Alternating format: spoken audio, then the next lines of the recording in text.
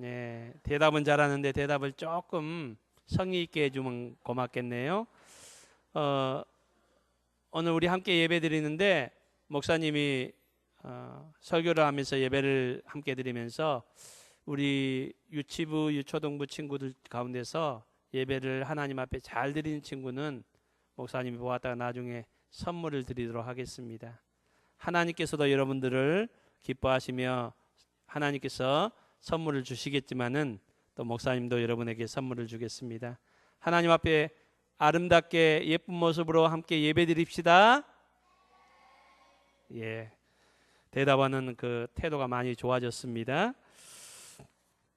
오늘 마태복음 2장 1절 말씀은 이렇게 시작하고 있습니다. 예수께서 유대 베들레헴에서 나셨다라고 이렇게 말씀하고 있습니다. 예수님께서 유다 베들레헴에 나셨다라고 이렇게 기록하고 있는 이유가 무엇일까요? 오늘 우리가 읽지 않았지만은 5절로 6절에 보면은 미가라는 선지자가 이미 700년 전에 이 예언을 하였습니다. 그 내용을 말씀하고 있습니다.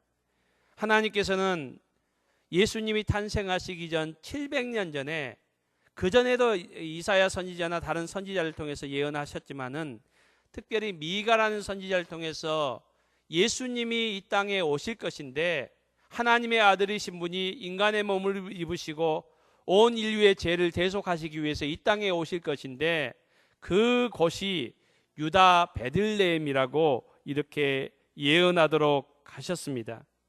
여러분, 하나님께서는 이 약속을 신실하게 지키셨습니다. 우리 유치부나 유초등부 친구들에게 한번 물어볼게요. 엄마 아빠가 여러분에게 약속하는 경우 있죠? 근데 약속을 잘 지키세요? 예, 반반이에요. 그 정도면은 대단한 거예요. 예. 여러분, 엄마 아빠가 여러분에게 약속을 하면은 엄마 아빠는 지키려고 할까요? 지키지 않으려고 할까요?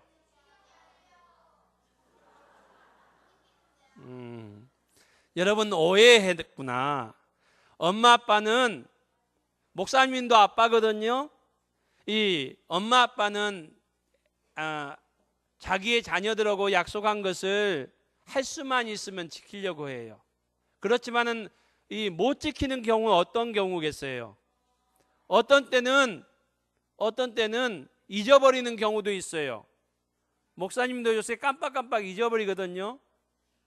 여러분, 이제 목사님 조금 더 있으면은 핸드폰으로 전화하다가 핸드폰을 냉장고 속에 집어넣을 수도 있어요. 여러분, 이 나이가 먹어가면서 우리 사랑하는 자녀하고 약속했던 것도 어떤 때는 바쁘게 살다 보니까 잊어버릴 수도 있어요. 또 어떤 때는 약속할 때는 지켜주려고 했는데 나중에 되다 보니까 지킬 수 없는 상황이 되는 거예요. 어떤 때는 돈이 없어서, 어떤 때는 시간이 없어서, 어떤 때는 능력이 없어서. 지키기 싫어서가 아니라 엄마 아빠는 지키고 싶은데 그 약속 꼭 지켜서 우리 사랑하는 아이들 기쁘게 하고 싶은데 한계가 있고 연약하기 때문에 그런 거예요.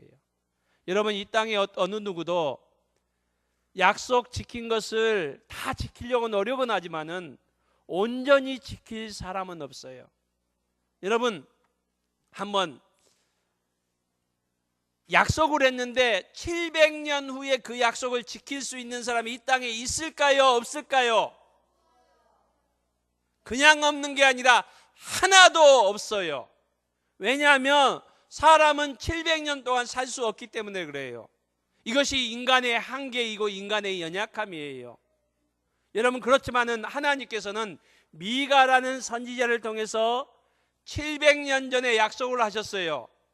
이 땅에 온 인류를 위하여 우리 모두의 죄를 대속하시고 사해 주시고 하나님의 백성 되게 하여 주시고 구원을 얻도록 하시는 이 선물을 주시기 위하여 700년 후에 예수 그리스도를 이 땅에 보내주시겠다고 약속했어요.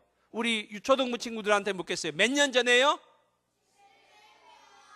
700년 전에 약속을 하셨어요. 그런데 그 약속이 지켜졌을까요? 지키지 못했을까요? 오늘 말씀은 그것을 말씀하고 있어요. 예수께서 유다 베들레헴에서 나셨다. 하나님께서 700년 전에 미가 선지자에게 약속하신 그 약속을 지키셨다라는 말씀입니다. 여러분, 700년 전의 약속을 지킬 수 있는 분은 오직 하나님뿐이세요. 왜냐하면 하나님은 전능하신 하나님이시기 때문에 그래요. 6절 말씀에 이렇게 말씀하고 있어요. 6절 말씀을 제가 이렇게 잘 설명을 한번 우리 유초동부 친구들에게 드릴게요. 유다 땅 베들레헴은 결코 작은 고을이 아니다. 한번 따라했으면 좋겠어요. 유다 땅 베들레헴은 결코 작은 고을이 아니다. 왜냐하면 예수님이 태어났기 때문이다.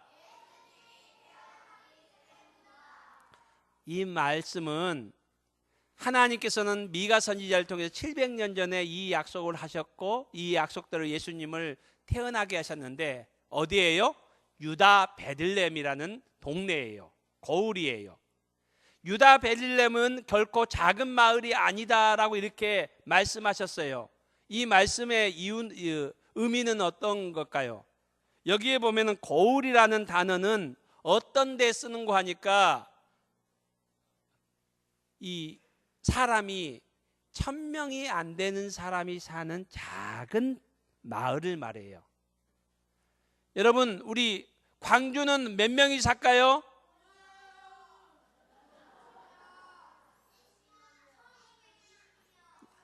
자, 목사님 가르쳐 줄게요. 따라하세요. 유초동 잘 듣고 따라하세요.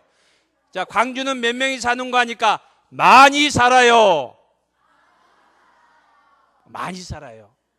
목사님이 알기로는 160만 명 정도, 150만 명에서 160만 명 정도 되는데 많이 살아요. 그렇지만은 유다 베들레헴에는 몇 명 살지 않았어요. 그 당시 예루살렘에는 많이 살았어요. 광주처럼 서울처럼 인구가 많았는데 유다 베들레헴에는 작은 동네였어요. 뭐 유명한 것도 없었고 별 볼 일도 없는 동네였어요. 그런데 하나님께서 말씀하세요. 유다 베들레헴은 사람이 적게 살고 유명한 것도 없고 잘 사는 사람도 없고 볼 것도 없지만은 그곳은 결코 작은 곳이 아니다. 왜냐하면 왜 그럴까요? 맞아요. 예수님이 태어나셨기 때문이라는 겁니다. 여러분, 이 말씀은 우리에게 어떤 의미를 주고 있습니까? 여러분, 예수님만 있으면 아무리 적은 곳이라 할지라도 그곳은 적은 곳이 아닙니다. 그러나 아무리 크고 휘황찬란한 곳이라 할지라도 그곳에 예수님이 없다면 그곳은 아무 의미가 없습니다. 목사님에게도 어린 초등학생 자녀가 있는데 이 친구들이 이런 얘기를 하더라고요. 친구들이 아빠가 목사님이니까 아빠가 이 교회 주인인 줄 알더라고요. 회사의 사장님처럼. 그래서 아빠가 모든 걸 다 할 수 있는 것처럼 그렇게 얘기를 하는 것 같아요. 여러분, 교회의 주인은 예수님이십니다. 교회가 아무리 1000명, 10,000명, 수십만 명 되는 그리고 아름다운 건물을 가진 교회라 할지라도 아무리 크고 아무리 대단한 교회라 할지라도 그곳에 예수님이 계시지 않으면은 그곳은 아무 의미가 없습니다. 오늘 말씀은 그거예요. 비록 시골에 가면은 10명이 모인 교회 있을 수 있어요. 20명이 모인 조그만 교회 있을 수 있어요. 그렇지만은 10명이 모였든지 20명이 모였든지 예수님이 주인 되시며 예수님이 함께 하시는 예수님을 예배하는 그곳은 비록 사람은 적더라도 그곳은 적은 곳이 아니다 라고 예수님이 말씀하고 있습니다. 우리 월계교회가 예수님을 예배하는 교회 될 수 있기를 주님의 이름으로 축복합니다. 예수님이 주인 되는 우리 월계교회 될 수 있기를 주님의 이름으로 축복합니다. 우리 예수님은, 하나님은 교회의 숫자를 보지 않습니다. 교회의 건물을 보지 않습니다. 우리 가운데 예수님을 예배하고 예수님을 모시는 그 사람들이 있는가를 보십니다. 여러분, 예수님이 없으면은 아무리 크고 위대한 사람이라도 그 사람은 큰 사람이 아니라 작은 사람이라는 말씀입니다. 그러나 예수님이 있으면 비록 보잘것없는 사람이라 할지라도 그 작은 사람도 하나님께서 큰 사람으로 세워주신다는 것을 말씀하고 있는 내용입니다. 유다 베들레헴은 작은 고을이었지만은 예수님이 그곳에 계셨기 때문에, 태어나셨기 때문에 그곳은 위대한 마을이 되었습니다. 성경은 이것을 우리에게 말씀해 주고 있어요. 우리 유초동부 친구들, 유치부 친구들, 비록 여러분들 어린 친구를 할지라도 예수님 믿는, 예수님과 함께하는 귀한 친구들 될 수 있길 주님의 이름으로 축복합니다. 여러분, 사사 가운데서도 에훗이란 사사가 있었어요. 이 사사는요, 오른쪽 팔을 쓸 수 없는 장애를 가진 사사였어요. 여러분, 오른팔을 쓰지 못했어요. 왼손밖에 쓸 수 없었어요. 그렇지만은 하나님께서 그와 함께 하실 때에 그 민족을 구원하는 위대한 사사가 되었다는 것을 성경은 말씀하고 있어요. 여러분, 성경에 보면 여리고성에 기생 라합이라는 이방인이었고 몸을 파는 여인이었어요. 그렇지만 그가 하나님을 믿고 하나님을 모셨을 때에 그는 구원의 백성이 되었고 예수님의 조상의 반열에 드는 위대한 여인이 되었음을 성경은 우리에게 말씀해 주고 있어요. 우리 유초동부 친구들 다윗 좋아하죠? 안 좋아해요. 우리 유초동부에서 우리 목사님 모시고 제가 다 상담을 해야 되겠다. 다윗 위대한 왕이에요. 성경에 보면은 하나님께서 이렇게 말씀했어요. 내 마음에 합한 사람 누구요? 다윗. 이 세상의 많은 사람 가운데서 하나님께서 내 마음에 드는 사람 할 때 다윗이라 했어요. 그런데 여러분, 사람들은 다윗이 어렸을 때 어떻게 생각했을까요? 그의 아버지가요, 그의 아들들이 다윗까지 포함해서 8명이었는데 사무엘 선지자가 와서 당신 아들들 좀 나에게 데려오시오 하니까 7명만 데려왔어요. 막내 다윗은 데려오지 않았어요. 왜 그랬을까요? 너무 어리고 얘는 천방지축이고 예배 드릴 때 떠들고 장난치는 거 보니까 얘는 사랑 구실 못할 것 같아요. 그런 마음이 있었던 것 같아요. 애라고, 예? 이런 노래 있죠. 어리다고 얕보지 마. 여러분 친구들 그 노래 알아요? 몰라. 그것도 몰라요. 어떻게 맞춰보려고 해도 잘 안 되네. 예. 여러분, 이 다윗을 어리다고 생각했을 것 같아요. 그런데 하나님께서는요, 그 아버지가 잘 알잖아요. 큰아들, 둘째 아들, 셋째 아들, 넷째 아들, 7째 아들까지 이 정도 돼야 쓸만하다라고 생각했는데 이 형들은 다 안 된다 하고 아버지마저도 에이 어려서 아직 안 되라고 생각했던 다윗. 왜냐하면 다윗은 어렸지만은 예수님을 모신 하나님을 섬기는 믿음이 있었기 때문에 그래요. 여러분, 비록 작을지라도 하나님께서 사용하시면은, 예수님이 그 마음 가운데 계시면은 위대한 사람, 큰 사람이 된다는 것을 오늘 성경은 우리에게 미가 선지자를 통해서 예수님의 탄생의 예언을 통해서 우리에게 말씀해 주고 있습니다. 여러분, 우리가 이 땅에서 비록 사람들이 볼 때 보잘것없는 존재라 할지라도 우리 안에 예수님이 함께하는 우리 모든 성도님이 될 수 있기를 주님의 이름으로 축복합니다. 그러면 이 땅에서 비록 작을지라도 우리 하나님께서 우리를 위대한 사람으로, 하나님의 사람으로 들어 사용하여 주실 줄로 믿습니다. 그러면서 오늘 예수님이 나셨다라고 말씀하면서 동방으로부터 박사들이 예루살렘에 이르렀다라고 이렇게 말하고 있습니다. 이 사람들을 우리가 줄여서 우리 유초등부 친구들만 따라합시다. 동방박사들. 예, 동방박사들이라고 해요. 왜 박사는 박사인데 왜 동방이라고 이렇게 얘기했을까요?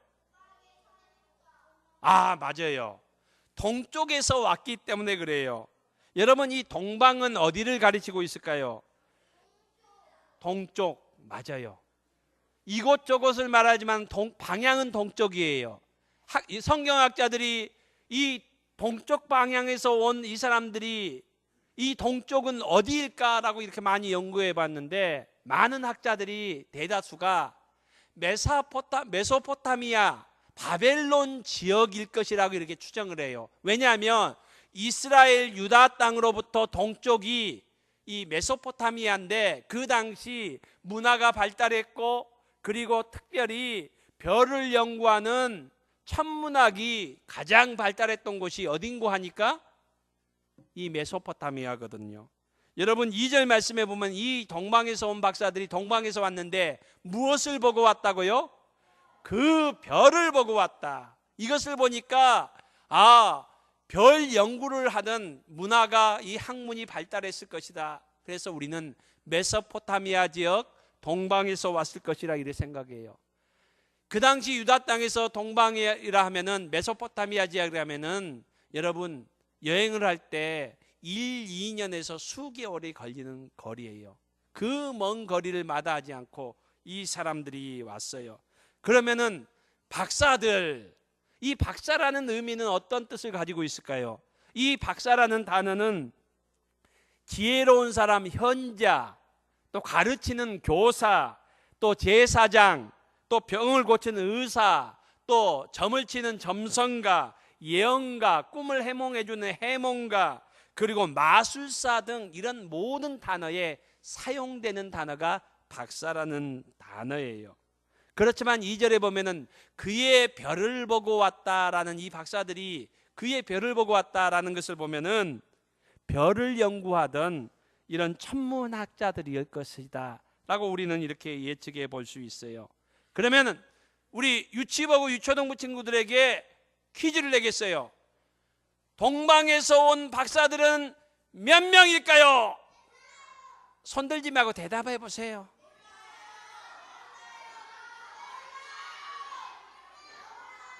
이제 됐어요. 예, 모르면서 왜 그렇게 큰 소리를 쳐요? 예, 그만 됐어요. 예.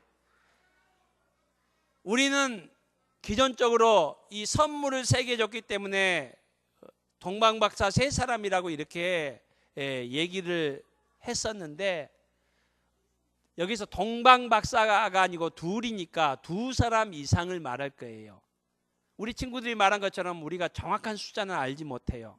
그렇지만 목사님이 생각하기는 이 사람들이 긴 거리를 오기 위해서 많은 식량이 필요했고, 또 그 다음에 또 선물들을 가지고 왔고, 또 이 긴 거리를 무사하게 오기 위해서는 목사님 생각에는 1, 20명 이상이 되지 않을까 이렇게 생각을 해봐요.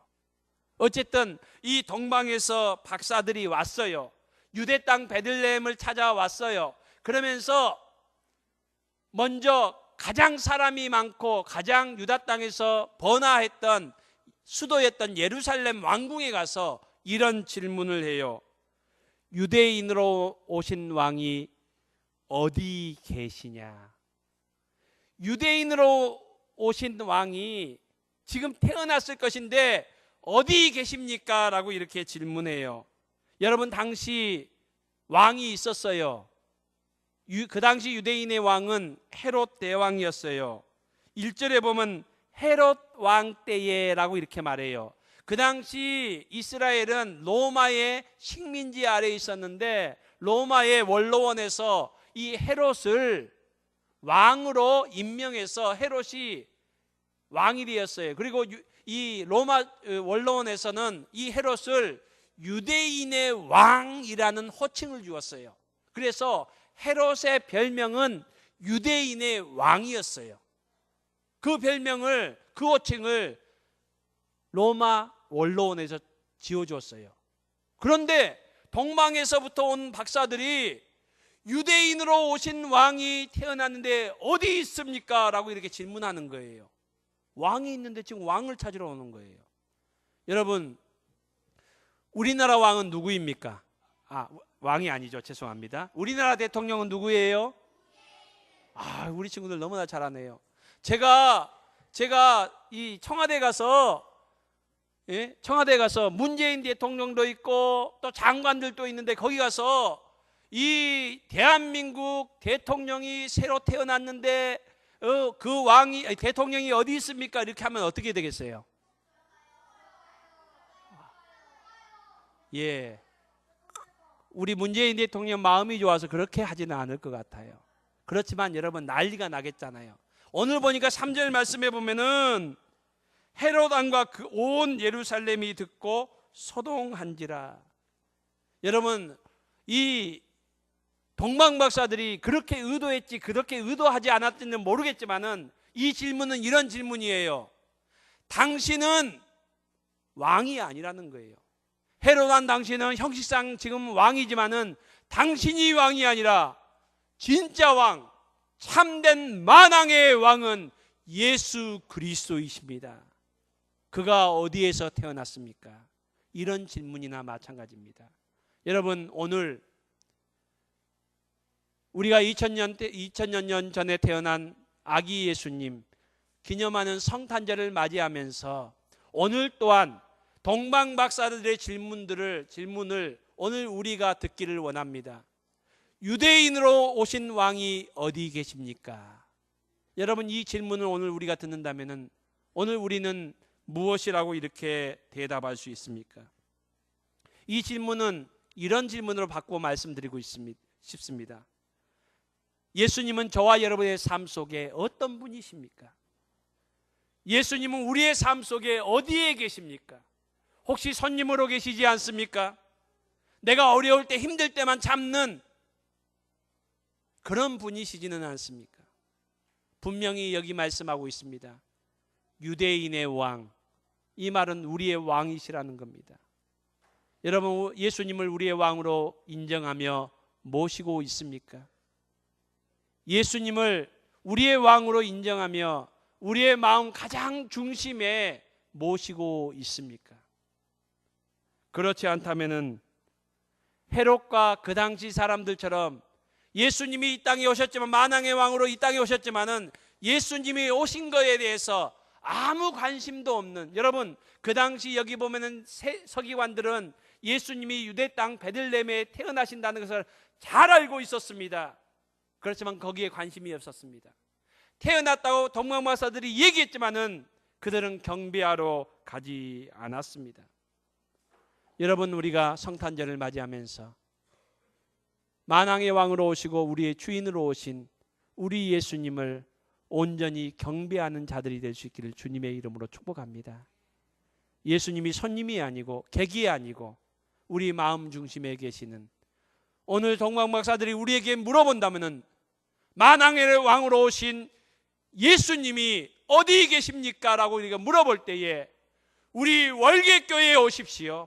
우리 월계교회 예배 가운데 계십니다. 그리고 나의 마음 중심에 계십니다.